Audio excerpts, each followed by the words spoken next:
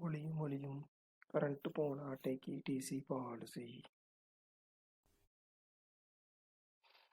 A warm good morning class. Today we are going to see quantitative ability, which is in VQAR. So today is the first class. We are going to see second part of VQAR.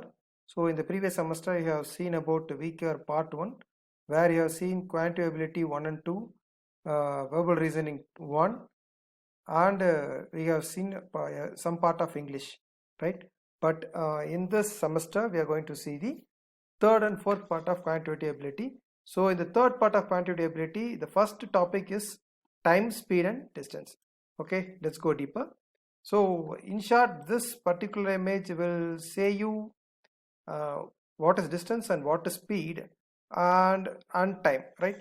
So we can see for example, see if you are driving in a car in that manner. Okay, I'm starting by 8 o'clock from home. Okay, to reach the college I'm taking the time about 30 minutes, so to cover a distance of 5 kilometers. So here the distance 5 kilometer is crossed in 30 minutes, that means half an hour. Okay, so to calculate the speed in which I have traveled to cover a distance from home to college is the speed. So calculating this speed, distance and time, we can have, or we can see about n number of aptitude questions. So this time and speed and distance is most important topic, which is relatively seen in most of the bank exams like SBI, IBPS, RRB, and even though in non-technical railway jobs, RRB, Railway Recruitment Board. Yes, so here we can see some more important points about the some more important topics in the time, speed and distance, and we'll see one by one later. All right, so the first one is, the concept is time, speed and distance. So as I already said, this is an extensively relative topic, where you can see this time, speed and distance is used to calculate a motion in a straight line, circular motion, both streams, races, even in clocks. Okay, and you can say this it can be also used to calculate the other technical aspects. And in short, we can see this time, speed and distance in a simple device known as speedometer, where the speed is going from 0 to 100 and maybe some maximum speeds. At the end you can write it is written as kilometer per hour. So this is where the speed is calculated, right? So the second one is, here you can simply say the speed is equal to distance by time. So you can say speed is directly proportional to distance and inversely proportional to time. And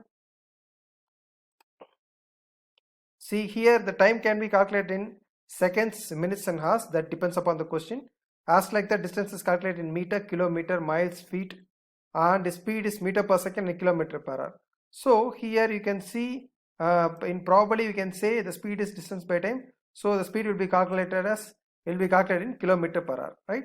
So here the main thing what you are going to see is that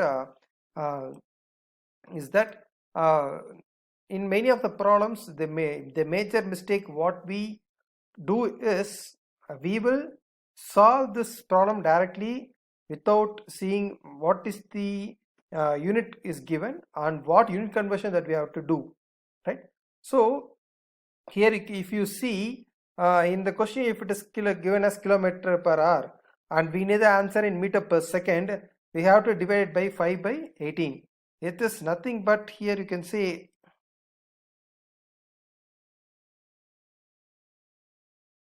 see, it's nothing but if you take from kilometer per hour to meter per second, for 1 kilometer is 1000, it is 1000 meters, right? For 1 hour it is 3600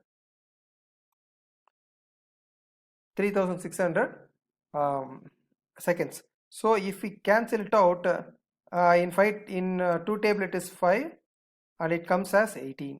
So in short, we can say that if you multiply by 5 by 18, the kilometer per hour is converted into meter per second.